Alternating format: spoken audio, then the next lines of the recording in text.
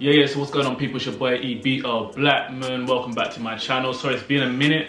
Someone had my camera, so I didn't have access to my camera, but now I've got my camera back. Let's get on to it.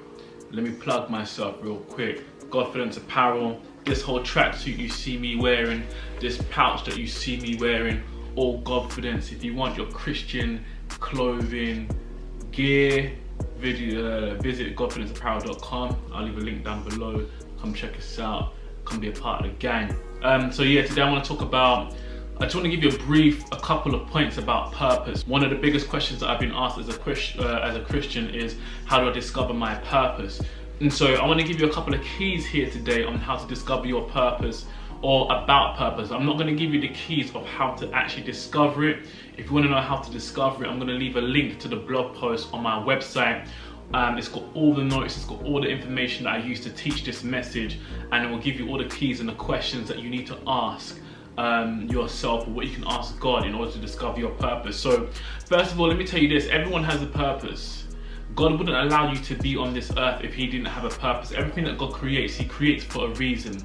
The reason that you're here on the earth, you're here for purpose. It doesn't matter how you got here. It doesn't matter if you was the result of a one-night stand. It doesn't matter if you was the result of an unfortunate, whatever. The fact that you're here, the fact that God allowed you to be breathing, to be living, means that you have a purpose. So the definition of purpose is the reason something exists or was made. So purpose is the reason why something exists, the reason why something was made. Fixed design, an outcome, the intended or desired result, aim or goal. These are all definitions for purpose. Interesting to know that one of the definitions for business, or another word for business, is calling. So when you see Jesus when he was younger in the Bible, and there's a story in the Bible where Mary and Joseph, they go to the temple to worship or whatever, and then they leave and they go on a 3-day journey, and they realize that Jesus is missing. So when they go back to the temple, they find Jesus, and Jesus is like, I must be about my Father's business. What he was basically saying is that I must be about my calling. I must be about my purpose. I have to be about the thing that God has sent me here to the earth to do. So Jesus, in that instance, he was talking about, I have to walk in purpose. I have to focus on my purpose. I know that you got your plans and you got your desires, but I'm all about my purpose.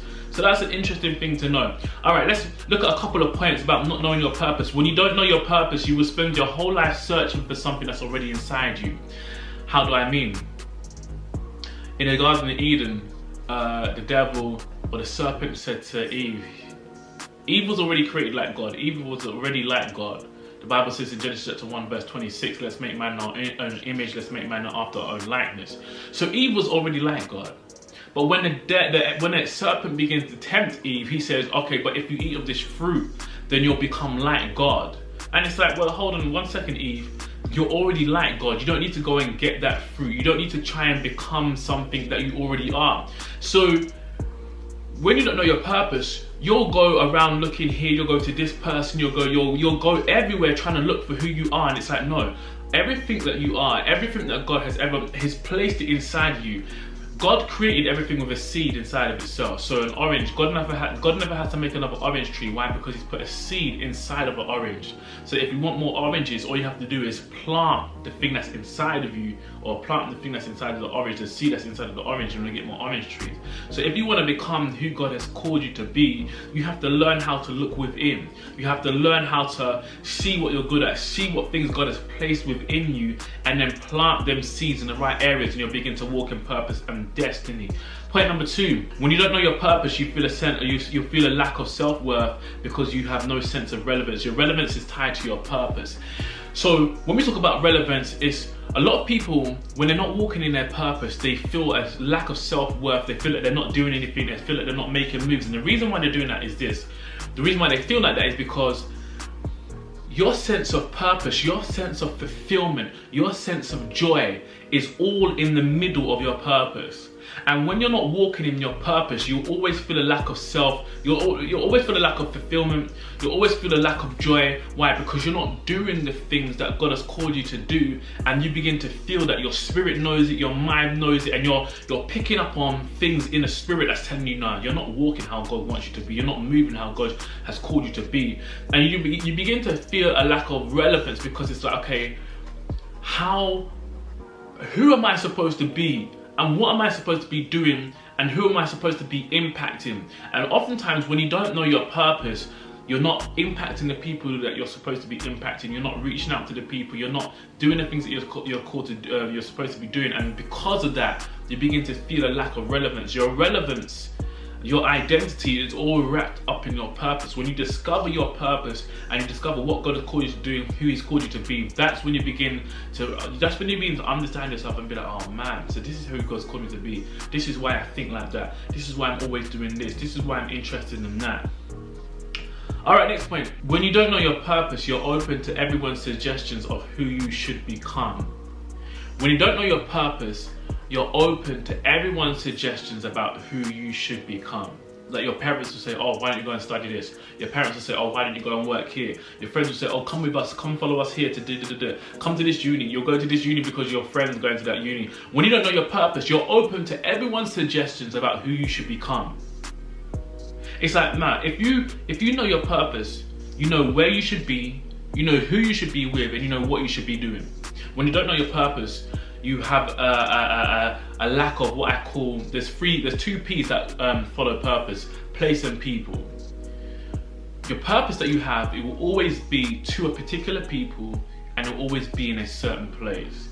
But when you don't know your purpose, you lose an awareness of place, and so you'll go anywhere, you'll try anything, you know, you'll be doing everything, and it's like, no, you only need to be doing what God has called you to do. You only need to be where God wants you to be, and you only need to be with the people that God has you to either influence or who God has surrounded you with as friends and relationships and all that kind of stuff like that. All right, let me give you one last point about when you don't know your purpose. When you don't know your purpose, you're trying to look for yourself in someone else. How many of you have seen someone's gift?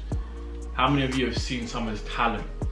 How many of you have seen someone that inspires you, and you're always looking at them, you're always focusing on them, you're always praising their gifts, you're always praying, oh God, I wish you'd use me like that. And it's like, when you don't know your purpose, you're trying to look for yourself in someone else. This is why we get attached to people.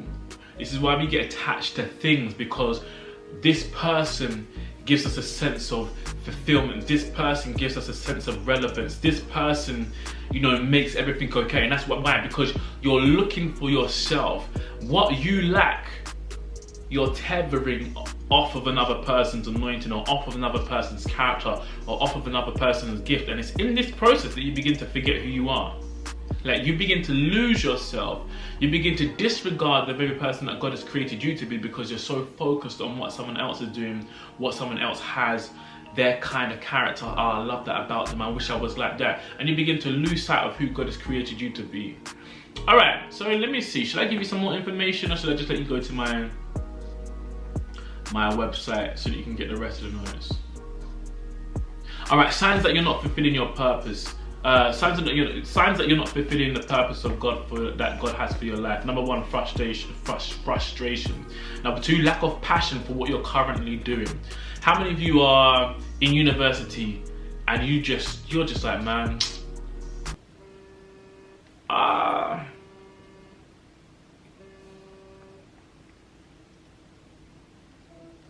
call you back in a sec.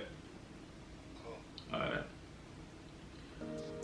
How many of you are in university and you're like, man, I don't even know why I'm here. I don't even know why I'm studying this thing. I don't even like what I'm studying. Like, how did I even end up here? How many of you are in jobs and you're just like, boy, what on earth am I doing here? I'm literally only coming here for money. Like, other than that, I don't even know why I'm here. I don't even know why I'm working here. Nothing here interests me. All that kind of stuff. Like, how many of you are in relationships, got friendship groups, and you're just like, boy, man, like, I don't even like, none of us can relate on anything. None of us like the same things that like. None of us are really walking according to purpose.